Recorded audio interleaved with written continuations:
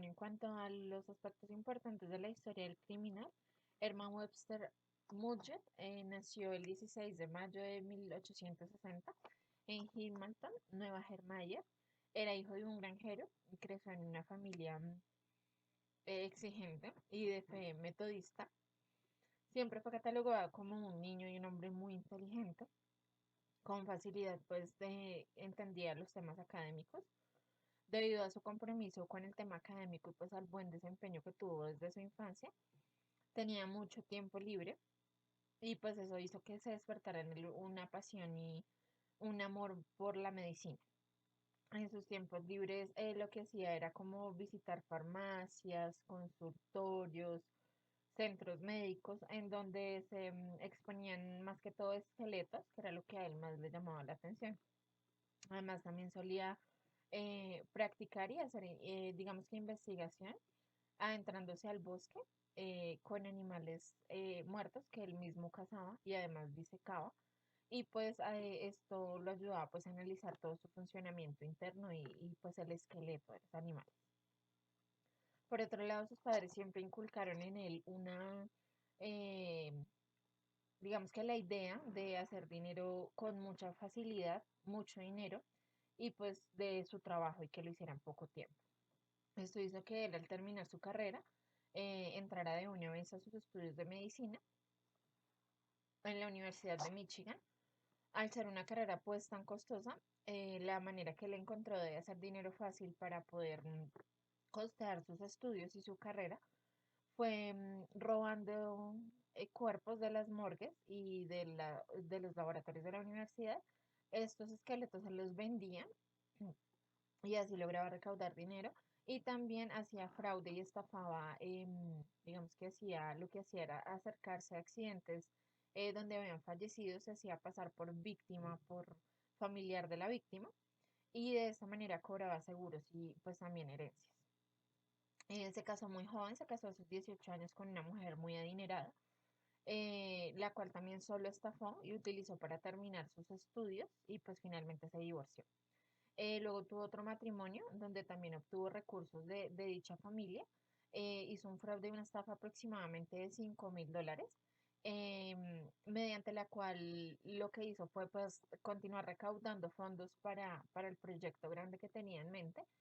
Y pues esto lo logró falsificando firmas y falsificando escrituras. Logró hacer dos estafas de gran magnitud también en una ciudad llamada Englewood. Em, pues durante la primera estafa lo que hizo fue asegurar que había creado una máquina en la cual inyectaba agua o depositaba agua y se convertía en gas. Pero pues todo resultó siendo un fraude porque lo que hizo fue conectar esa máquina a los tubos de gas de municipales y de esta manera era que la máquina emanaba gas. Ya por último, lo que hizo fue también persuadir una viuda muy adinerada para casarse con él, pero con la condición de que pasara todos los bienes que ella tenía a nombre de él. Después de este suceso, se le vio transportando bolsas negras al basurero municipal. Al cuestionarlo sobre este hecho, pues él manifestaba que eran desechos de la carnicería municipal que estaba, pues, digamos que haciendo un favor al llevarlos al depósito o al basurero. Entonces, pues se le creyó y él siguió con su camino. Sin embargo, pues tiempo después se descubrió que era la esposa y la hija de la esposa descuartizadas en las bolsas, a quienes llevaba realmente en esas bolsas de desechos. Em, pues finalmente, digamos que el fin de este hecho fue quedarse con todos los bienes y todas las propiedades que él tenía a su nombre. Y pues él, ante cualquier pregunta y cualquier duda que tenía la ciudadanía, pues acerca de la esposa, lo que decía era que la esposa había tenido que abandonar la ciudad porque pues se encontraba mal de salud. El negocio de su esposa fue un éxito y pues fue muy próspero, em, que quiso pues poner otro negocio, que era pues su gran proyecto. Fue aquí donde empezó a edificar el castillo Holmes o Holmes Castle, una obra que pues era de apariencia medieval, era una obra súper grande, y a lo largo pues de la construcción de la obra lo que hizo fue contratar hacía contratos con varias constructoras. eh, digamos que el fin de hacer esto con varias constructoras era que cada una hiciera o llevara a cabo una pequeña parte de la construcción para que el único que conociera el resultado final de la construcción fuera él. Nadie pues finalmente conoció o supo del resultado de la construcción. La obra finalizó en 1892. Sin embargo, pues la obra fue abierta al público de manera oficial en 1893, ya que él quiso aprovechar una exposición que se llevó a cabo en Chicago, en Illinois específicamente. Esta construcción estaba llena de pasadizos y realmente tenía pues laberintos, tenía puertas secretas, lo que hacía que él se moviera pues de manera audaz y sigilosa por toda la construcción sin ser, digamos que, descubierto por los trabajadores o también por los huéspedes. Habían cuartos diseñados específicamente para ahogar a sus víctimas con gas. Pues él instaló realmente de manera perfecta los grifos que emitían este gas, de manera que pudiera pues atacar sin ni siquiera moverse, sin necesitar como desplazarse. Ya todo el tema pues del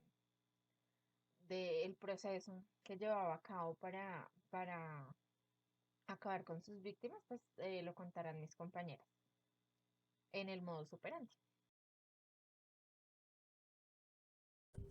Buenas noches, mi nombre es Lady Romero. Yo les voy a hablar sobre la perfilación criminal y en primera instancia vamos a comenzar con la escena del crimen cometida por el asesino en serie H.H. Holmes. Para entrar en contexto, la escena primaria del crimen es la realizada dentro del hotel conocido como Murder Castle. Cabe mencionar que este hotel fue construido precisamente por el asesino para que él solo conociera los pasadizos y habitaciones secretas para llevar a cabo sus asesinatos y que los demás huéspedes pues no se enteraran de lo que pasaba. Construyó en una de sus habitaciones una especie de cámara de gas donde eran torturados, gaseados las víctimas hasta pues ya finalmente asesinarlas. Hemos clasificado la escena secundaria en uno de los baños privados del hotel y la sala de disección. ¿Por qué? Porque la escena primaria es la cámara de gas. De allí él transportaba el cadáver por un tubo, como es una especie de laberinto del hotel, él lo transportaba por un tubo que caía a un baño privado. Después los dejaba un tiempo allí para que los huéspedes pues no se alteraran ni nada por el sonido o por los olores. Y después lo dejaba caer por otro tubo hasta la sala de disección, donde allí ya era pues eliminada la piel y blanqueado los huesos para poderlos traficar como cadáveres para estudiantes de escuelas de medicina. En cuanto a la tipología de la escena, existe la escena interior, pues hemos clasificado el hotel porque obviamente es un lugar cerrado donde este asesino pues cometía todos sus crímenes. Pero también encontramos una escena de vehículos, puesto que no todos los crímenes fueron cometidos en el hotel. Uno de esos crímenes de una mujer asesinada fue realizado en un tren. En un tren él la invitó a salir, a viajar y allí la envenenó, pues la asesinó. Hablamos de indicios forenses. ¿Qué indicios forenses se encontraron en este caso? Se encontraron indicios biológicos, no biológicos, huellas, grabaciones o videos. ¿Qué indicios biológicos se encontraron? Finalmente cuando arrestaron a este individuo y pudieron entrar al hotel, se encontraron rastros de sangre de las víctimas, además de restos óseos. Los restos óseos pues eran obviamente los que con él traficaba y eran vendidos a los traficantes de cadáveres en las escuelas de medicina. Encontramos indicios no biológicos como medicamentos y sustancias. Medicamentos tales como el cloroformo. El cloroformo lo utilizaba este sujeto obviamente para controlar a sus víctimas y pues minimizarlas y poderlas asesinar. El ácido carbónico y el cloro lo utilizaba para quitar la piel de la víctima y blanquear los huesos. Se encontraron también instrumentos de tortura, documentos o grabaciones. Se encontraron grabaciones hechas mismas por el sujeto donde confesaba alguno de sus crímenes. Huellas, se encontraron una planta del pie de una mujer en donde se evidenciaba que estaba eh, en una pared y los investigadores afirmaban que era como una especie de defensa de ella para protegerse del crimen. Los instrumentos de tortura, cabe mencionar que dentro de uno de los instrumentos se encontró una especie de máquina de risa, máquina de cosquillas, que literalmente hacía que las víctimas murieran de risa. Gracias.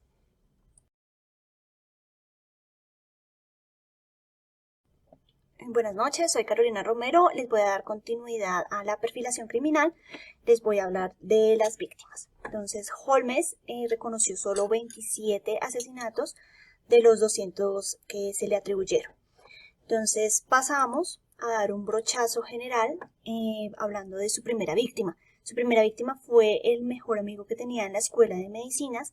Iniciaron con pólizas de vida en forma de estafas, en donde lo que hacían era convencer a las personas para que se aseguraran. Posterior a esto, los hacían pasar por muertos y luego hacían el tráfico de cadáveres. Vamos a ver la clasificación de sus víctimas. Entonces los clasificamos como en una primera medida como hombres de negocios. Holmes lo que hacía era atraer a los banqueros para en la cámara de gas hacerlos firmar varios cheques por fuertes sumas de dinero y a su vez después matarlos y pasarlos a la cámara de disección, vender sus cadáveres y hacer el tráfico de los mismos. Luego, en otra clasificación tenemos los asesinatos sexuales. Holmes se basaba en su gran atractivo físico, en su gran personalidad, para atraer a personas, mujeres muy adineradas, en las cuales las estafaba, luego las mataba, hacía su tráfico de cadáveres. También hay que aclarar que si las mujeres le decían que no, él de todas maneras las violaba, las mataba y hacía el tráfico de cadáveres. Pasamos a la tercera clasificación y es el asesinato de los Pitzel. Entonces, él en esta parte tiene un socio, quien es su mano derecha, es un gran amigo. Le propone inicialmente que hagan lo mismo que hacían en los anteriores asesinatos de las pólizas de vida. Entonces, él se iba a hacer pasar por el muerto y en fin, iban a cobrar esto. Entonces, lo que hizo Pitzel fue contarle a su esposa que iban a hacer este negocio. La esposa estuvo de acuerdo, pero en su gran magnitud, lo que hizo Holmes fue asesinar a Pitzel y a su familia.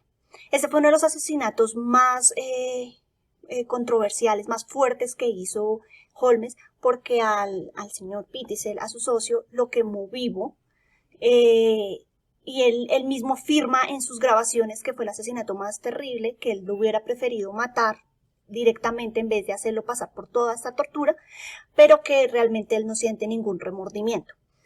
A su esposa también lo mató, hizo el tráfico de cadáveres, al niño, a uno de sus hijos, lo descuartizó, lo quemó en una chimenea, y a sus dos hijas lo que hizo fue llevarlas en un tren a Canadá, las metió en un baúl que él mismo construyó, que era un baúl portátil, donde las gaseó. Las encontraron desnudas según la investigación, dicen que posiblemente fueron violadas. Entonces, esto fue como a grandes rasgos como las víctimas de Holmes. Cabe aclarar que Holmes no tenía un prototipo de víctima que fuera hombre, mujer, niño, sino simplemente el que se le volviera obstáculo en el objetivo que él quisiera. Muchísimas gracias por su atención.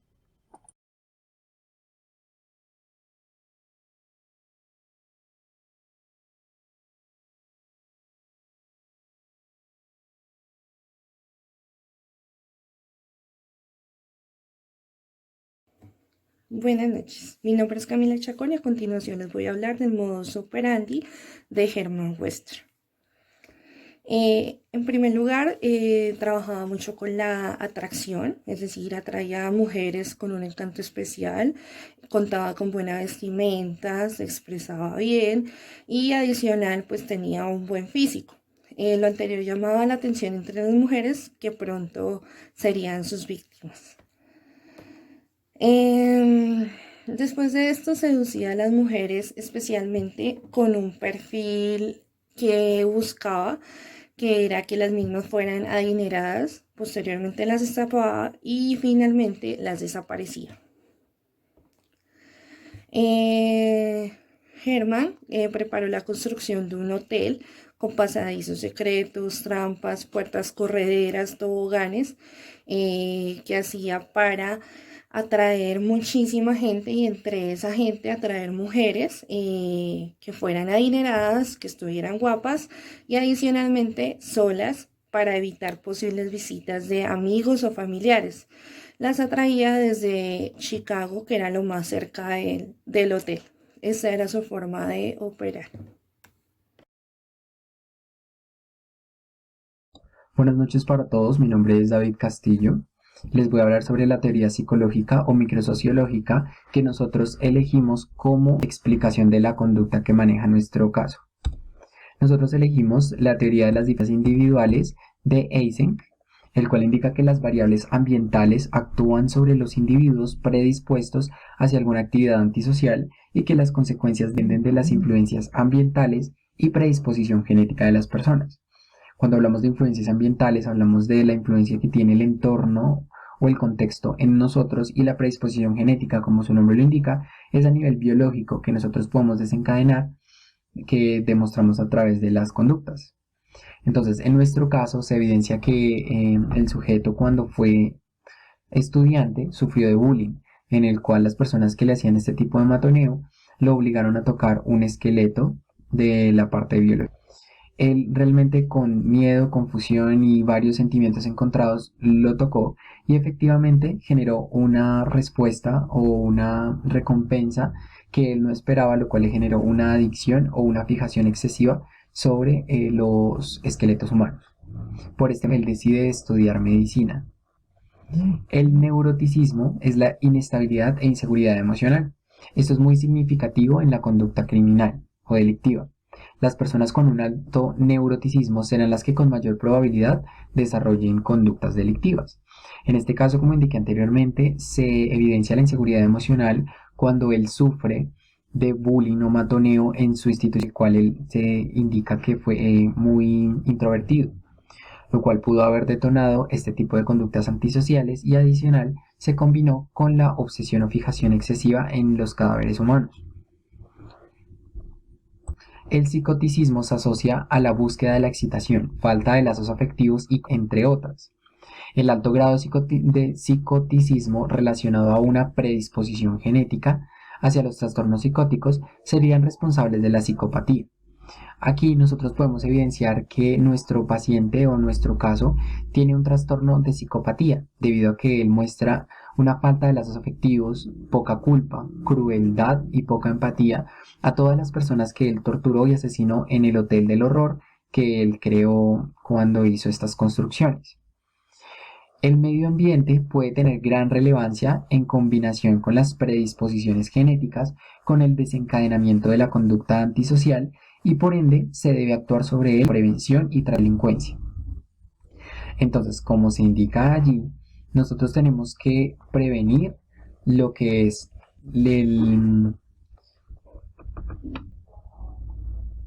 la influencia ambiental y la predisposición biológica, debido a que si nosotros intervenimos allí, podemos evitar el desencadenamiento de la conducta antisocial desadaptativa. Adicionalmente, se basa en el condicionamiento pavloviano. Indica Eysenck que la conciencia moral obtenida por un condicionamiento clásico sería la responsable de la no emisión de respuesta en el proceso de evitación en una conducta antisocial. Como se indica aquí, el condicionamiento clásico se caracteriza por el estímulo y la respuesta. Nuestra conciencia moral se va desarrollando en cómo nosotros percibimos este estímulo y cómo respondemos ante él. Por ese motivo, un mal manejo del condicionamiento clásico genera que nosotros no tengamos un proceso de evitación en una conducta antisocial. Por ese motivo, se podría detonar esta psicopatología.